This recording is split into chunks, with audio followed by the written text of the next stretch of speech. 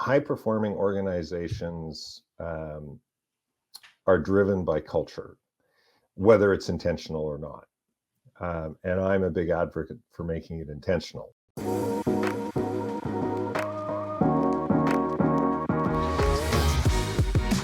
Hello and welcome to Love as a Business Strategy, a podcast that brings humanity to the workplace. We're here to talk about business, but we want to tackle topics that most business leaders shy away from. We believe that humanity and love should be at the center of every successful business. I am your host, Jeff Ma, and as always, I'm here to have conversations, hear stories with real people, real businesses, and real life. My guest today is David J. Greer, and he's an entrepreneurial author, coach, and facilitator. And David is a catalyst who helps people fully live their dreams right now. And whether it's through his book, Win Your Sales, speaking engagements, or coaching, he specializes in not just giving advice, but providing concrete action items that help shift and transform businesses quickly. In addition, David specializes in working with entrepreneurs who are facing the challenges of alcoholism or addiction. And we're going to talk about that as we explore his story today. He's joining me from Vancouver, Canada today, where he lives with his wife, Carol Lee, and 3 children. I'd love to welcome David to the show. David, how are you doing? Thanks, Jeff. I'm doing fantastic and super excited to be here with you today.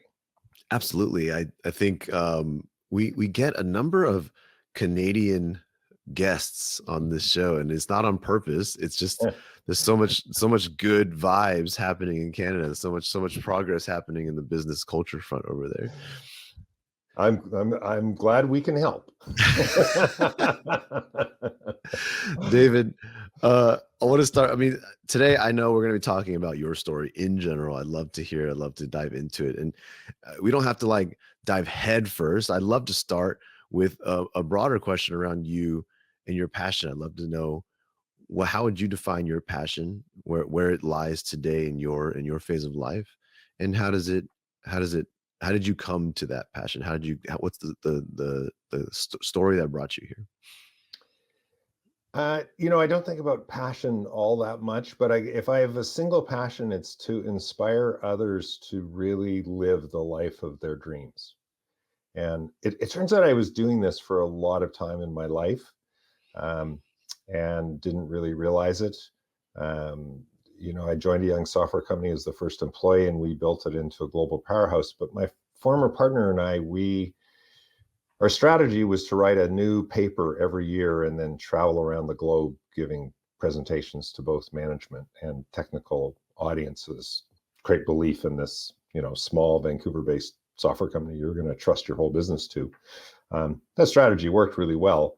But I think, it was us sharing our information and showing people what they thought wasn't possible was possible because we'd done it. And so I think we inspired a lot of people that way.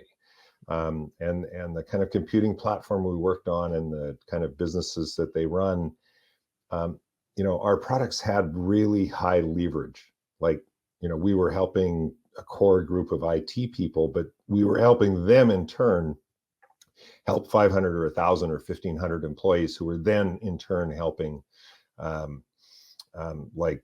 thousands of customers. Mm-hmm. So is that an inspiration purpose? I'm not certain, but it's like to have this meaningful impact.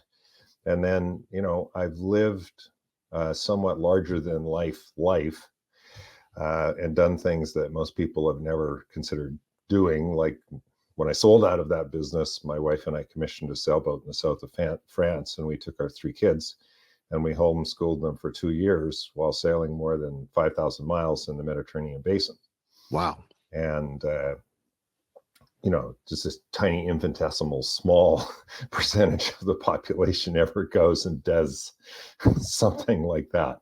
And I kept an online diary and I kept writing about it all through the 2001, 2003 .com meltdown. And I came back and people said, David, I love your emails because they were the only positive thing I heard in 2 years.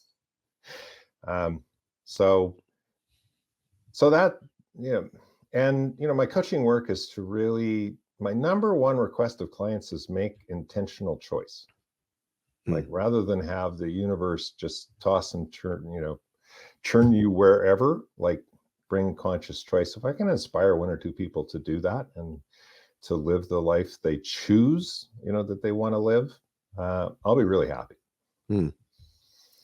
I love that. And I think, I mean, knowing coaching and one-on-one is so much of kind of your realm of work. I think I can see that really coming through in being important in your conversations to have this passion for helping others. So here we are in a format in which you could potentially help many other people as they listen to you here. I wanted to talk with you today about your experience through coaching, through your book, through all these things, but really talking about culture and workplace culture in general. And I think it's not it's not a foreign concept here that like leadership, self-development, growth, all these things are important. And so I really wanted to help like tap your brain for, as an entrepreneur and for others who are listening, who are leaders in their space, where would you start in advising it generally when it comes to how do you get there? How do you achieve that dream? How do you get that goal? So you want to talk more about really making your dreams come true, or do you want to do more around the culture piece? So and culture and high performance. Yes, in the realm, I guess, in the space of culture and high performance, what are the things that people need to be concerned with in order to help achieve their dreams and their goals? Okay, so I have a path, I think, through what you're talking about, which I'll do from an entrepreneurial perspective. So yes, I believe culture, high performing organizations are driven by culture, whether it's intentional or not. And I'm a big advocate for making it intentional. So the first piece of that is like discovery. People often, think that culture should be altruistic or just good. I mean, there's lots of really high performing organizations that are filled with assholes, and they hire more assholes. But that's okay. That's their, like, if you're not an asshole, don't go work there, because you will be very unhappy. Right? So again, it's not my place to judge, and I'm not certain I'd want a client like that, because it kind of isn't who I am. But it doesn't mean it's wrong. It's what it is. And so I think culture is more a discovery process. And especially I work a lot with owner founders who've then grown their businesses to, a high level of success, and then stalled or flattened or had a crisis or something has happened. And so they want my help. And so usually that culture is the culture and belief system of the entrepreneur who founded the company. And or maybe the first two or three big leaders, which are often friends of the entrepreneur, who grew the company to its current stage. And the reason I think culture is so important is because culture really defines behaviors. That's, to me, what culture does. It defines how people behave. And in my experience, like, it is 1,000 times easier to teach someone a skill than it is to change their behavior. Right? Changing behavior is hard. And behavior mostly comes from our family of origin, early teachers, mentors, coaches that created a whole belief system for us, which is then drives all of our behaviors, mostly unconsciously. Until you reach some point in your life, potentially, like I have, where those behaviors aren't serving you, and so now you have to go dig into them and decide if they're serving you very well. And like entrepreneurs who start to buy into culture, one of the things I see is what employees really look for is, in any organization, is, does the leader if a leader says they really believe in culture, do they live the culture that's been identified? Because if there's any mismatch, people will pick up on it right away. Right? So you can't just say one thing and do another in this instance. Like, you really have to live it. You mentioned 1,000 times harder to change behaviors and beliefs. Does that mean it's something that we should still strive to do, or is it easier to just surround yourself with the right people instead? Or what is the right approach with that then? It's way easier. So I really coach people to hire for core values slash behaviors first and skills second, which is the opposite way that most people hire. Yeah. Most people say, do you have, you're a computer developer and you understand Perl and you know this back end and that front end and this and that and the other thing. Great. And I mean, there's obviously for every position, there is some floor of skill set. Like you don't have time to teach them, give them a computer science degree. But so there's some floor, but among the people, but before you get too deep in the skills, like you want to threshold skill tests. So at least you got some, you think their potential is there. Then you want to dig into the behaviors and the culture, and that's needs to be through open-ended questions. And or looking back, if we look at something like top grading, where you go back to like, what was your first job in high school? How did you work in that job? What would your boss say about you today if they remembered? I mean, I'm 66. I don't think anyone who hired me, if they're still alive. But, and then we work forward through your various roles. And again, I think those behavior things are laid down very early. And again, until you get to some point of personal growth where those behaviors are hindering you and you want to make some kind of change to them. Yeah. Or you want to moderate them. Like my core kind of what we say in 12-step recovery, my defects of character, like they're never going to go away, I don't think, but I've polished the sharpest edges off of them. And, when they show up too strongly, I'm quick to own that and make an amend for it and say it's not appropriate. But I mean, it's taken quite a bit of work to get to that spot. Sure. And I think in the line of work that I do, and sounds like you do as well, I mean, we're working with people who have oftentimes already been placed in a position or put themselves in a position where the best route is to attempt to transform in these ways, whether themselves or their teams or their organizations. So I don't know that it's always an option to, I guess, start from scratch and surround yourselves with people who share all these same belief systems and things like this. So on the other hand, I would say like the most dangerous players, at least at a senior leadership level, I would say are toxic A's.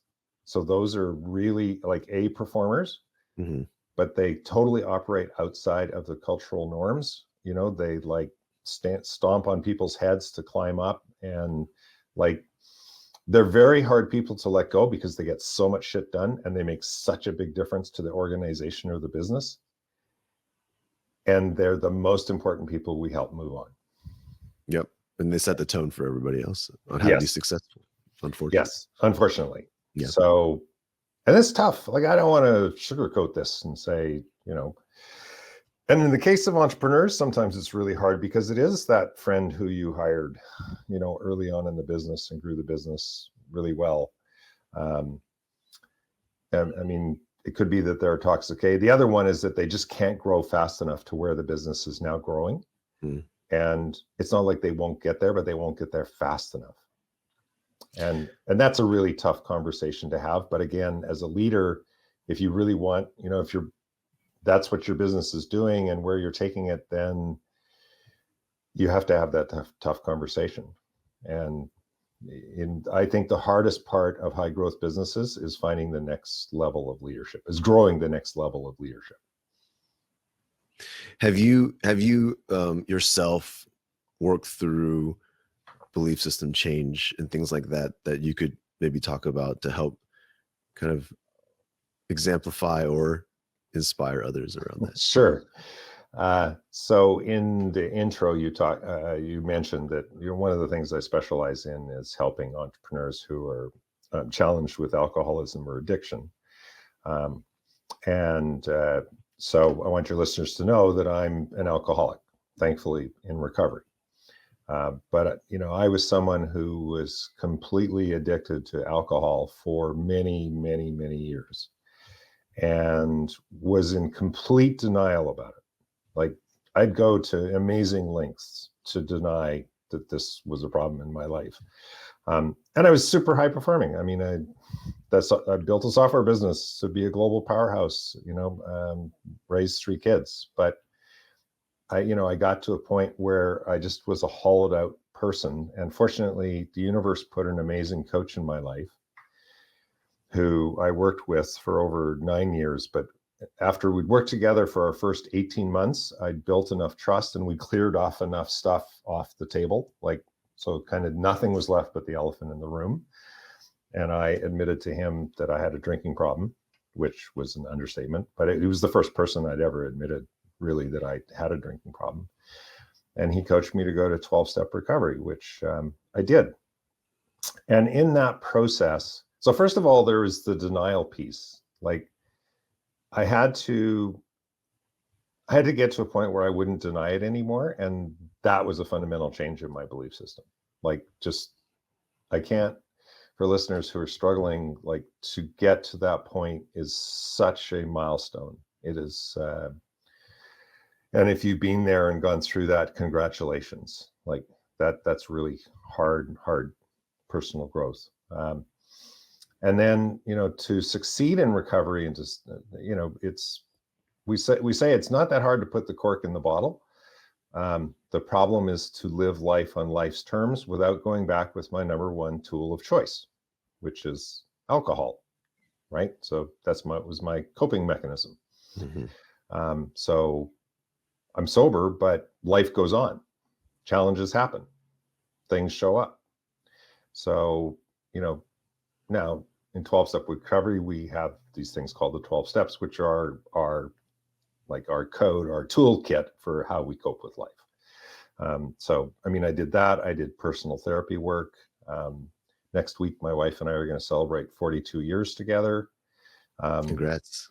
Thanks very much. But, the first 30 were very codependent. And then as I grew in recovery, and then we started doing relationship work, which we'd never worked with a professional, relationship counselor. And we did 8 years of work together with a set of 4 different therapists, each of who was perfect for that stage of our relationship.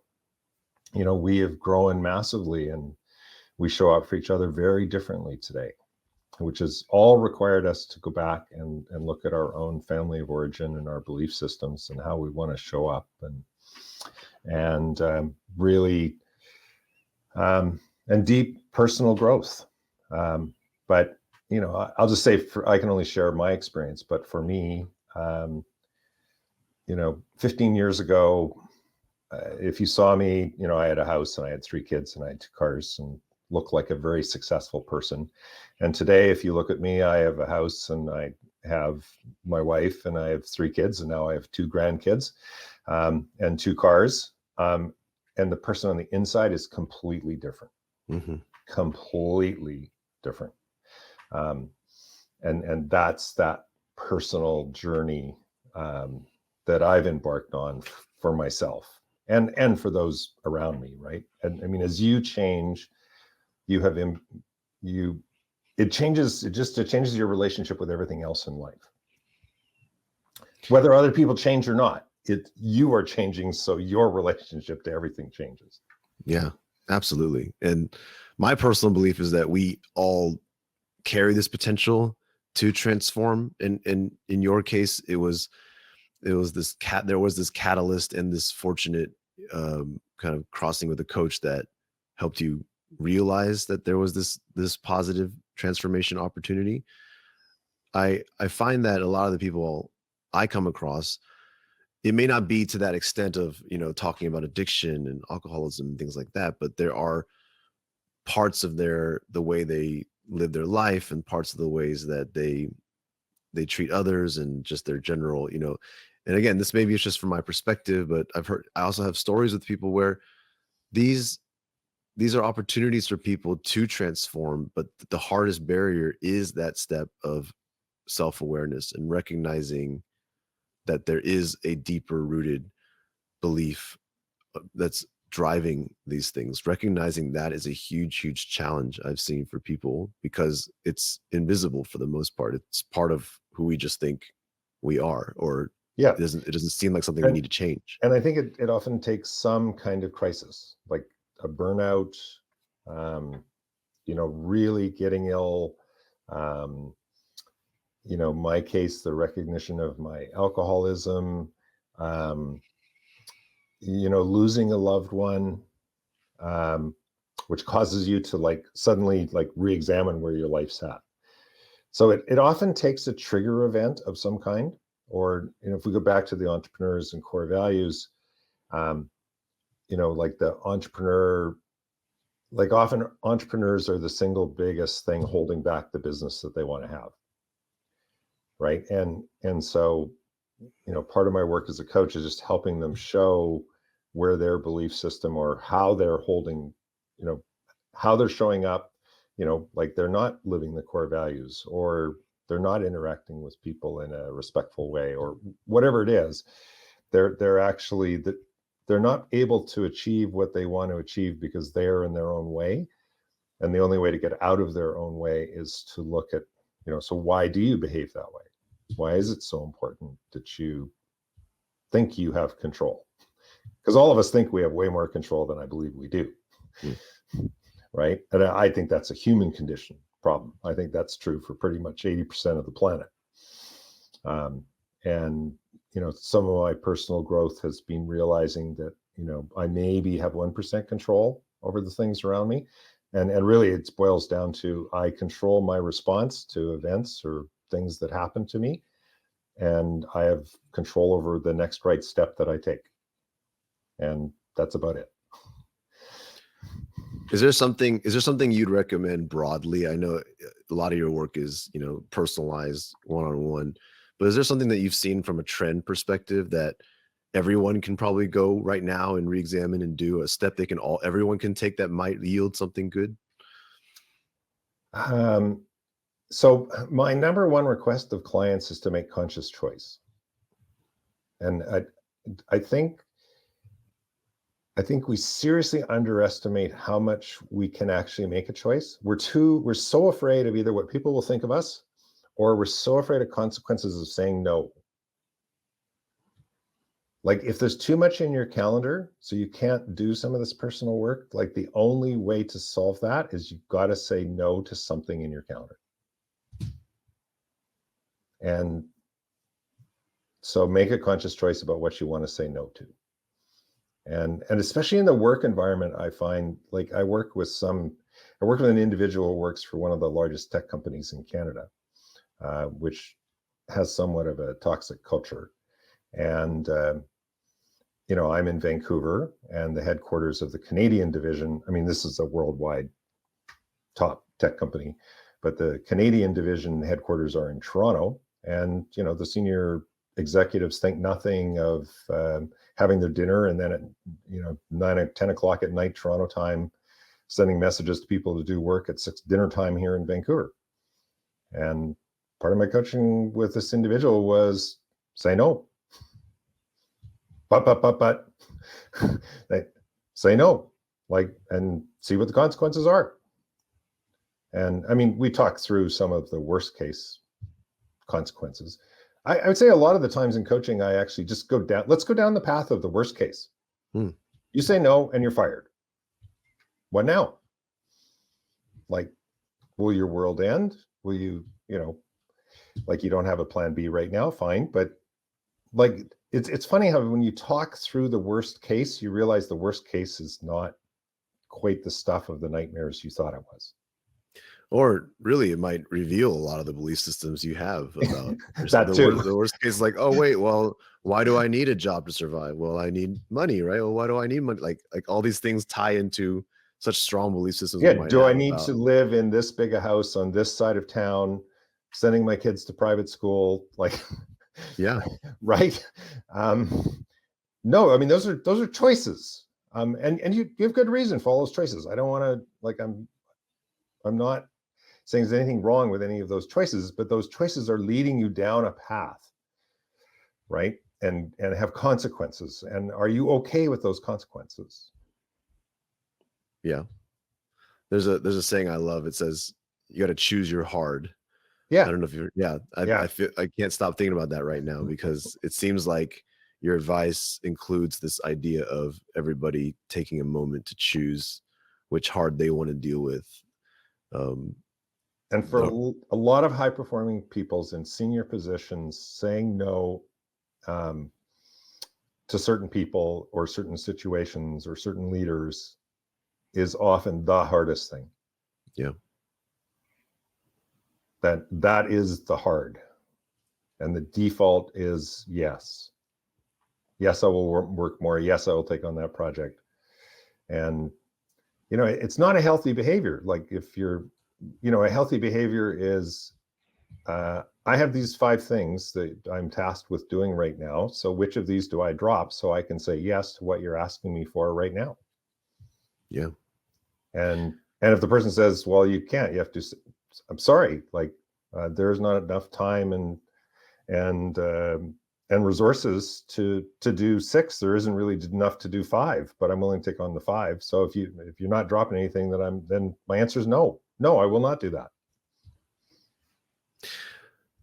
That's a very courageous thing oftentimes for people to do. There's I really want your listeners to know that it's easy for me to say that, and I have got much better at doing exactly what I just said, and it's hard. Yeah, there's people sweating bullets right now just thinking about it, for sure. Yes. With the time I have left, I'm curious to flip a question a little bit more around for the listeners here that, not the audience here is not all heavily entrepreneurs, split pretty evenly. So we have entrepreneurs, we have leaders, and we have quite a number of individual contributors who listen to the show as well. Mm-hmm. Curious for those, I guess, to help them with perspective.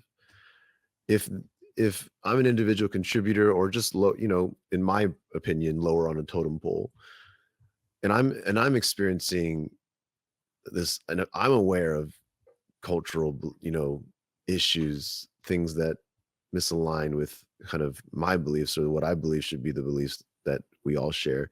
And I'm seeing that in my leaders. I'm seeing that around me. Like, am I powerless in this? Am I just a victim of this? Or is there something that you would ever advise kind of folks who may not hold all the power of change in an organization to do? Is there a way they can help?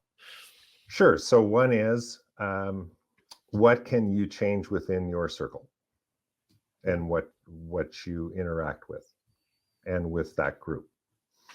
And how, if at all, do you want to lead that kind of behavior and change? Sometimes it's just modeling it. Sometimes it's just showing up and being different than the rest. Like, this individual that I coached and still work with in this big technology company, I mean, he just ended up like behaving differently. And a lot of people noticed. And a lot of people noticed that like his ripple effect was very big. Nice. And has it changed the whole organization? No. Does the organization's leadership say that they're moving in some new directions that sound promising? Yes. Is it happening? Questionable. But there's more hope. And again, this individual was able to be much more comfortable. Like he was seriously thinking of leaving the organization, but he decided he could make a bigger shift and change by being his true self within the organization. Right. And again, it's a very, very brave thing that he did. Right. It's the courageous side of quiet quitting, I guess, the courageous alternative. Yes. And clearly that for most of us, there is a choice about quitting and going somewhere else. I mean, you want to think it through and you want to try and understand the consequences. And it's not, I don't think the grass is always greener on the other side. So, that's a place where I really help coach people through conscious choice. If people are thinking of a career change, the first thing I ask them to do is please write down your do not list. Like, I don't want to hear what you want in your job. What I want to hear is what you absolutely will not have in a job. Right? And the absolute will not ever. And that provides so much clarity to people. And oftentimes it's like, oh, it's not as bad here as I thought. Like most of the things on my never have list are actually not here, but the 3 are really present. But what can I do about those 3? Right? Or, oh yeah, all 10 on my absolutely positively must not ever have are here. I need to make a change. Yeah. But then they have the list, so they filter, like, it's like, go look at the any position you're looking at, go investigate the company, and at least as much as you can from the outside looking in, see whether your not list, how many things are on your not ever list. And then as you get in the interview process, make sure you ask questions around that. Like, the interview process is a two-way process, not a one-way process. Like, it's about you getting to know them and making sure that they are a fit for you as much as it is them interviewing you to make sure you are a fit for them. I think we lose sight of that because we cede all the control to the people who are offering the job. Couldn't agree more. And I hope that the world shifts more in that understanding as we make our I hope so too. Yeah, definitely. David, thank you so much for your time today. Before you go, I'd love if you'd share a little bit about yourself. If people would like to learn more, reach out to you, or maybe just a quick understanding of what Wind in Your Sails is about so people can check that out. Sure. So when I started my coaching practice, I interviewed over 45 sales and marketing leaders and entrepreneurs, because I was really sensing, the way marketing and sales happens is changing in a social media world, which was kind of the impetus to get it started. But I wanted to take and build a useful book for especially kind of owner founders, entrepreneurs who haven't like gone through multiple businesses. Like, after you've done 3 or 4, you'll know most of the things in my book. But I have 10 chapters, which I call 10 strategies. And my experience is most owner founder entrepreneurs are super, super good at 3 or 4 of them, are decent at another 3 or 4, and have at least a couple they've never heard of. Exit strategy, what's that? And a third of the book, or every chapter, ends with a case study of an entrepreneur friend of mine who I think really is excellent at that particular aspect of business. So a third of the book is like other people's experiences, and it's a little bit of theory and a lot of practice. So I explain the theory behind certain things, and then I give a lot of concrete examples that hopefully you can use to move your business forward. And it's designed to be a reference. So it's like, when you're stuck, go look up the thing you're stuck on, and go read 2 to 5 pages, and you'll have at least one idea for what to do next. So, and then because I'm an incredibly passionate lifelong sailor, every chapter starts with a sailing story from my life that's a metaphor for the thing I'm trying to get across in the book, which is where the title comes from. Love that. David, thank you so much for your time. Thank you for joining me here today and sharing what you did. I think it's helped me process, it's helped me think. I'm ready to go practice some things myself based on what you've exposed. So thank you so much for that time that you've been generous with today. Thanks so much, Jeff. It's been great to be here. To the listeners, thank you for tuning in. As always, we really appreciate it, and hope you're checking out the book, Love as a Business Strategy. You're telling your friends, telling your parents, telling your pets, any of those people are fine. Subscribe, rate the podcast, let us know what you think, and hopefully we'll see you again here next week. So until then.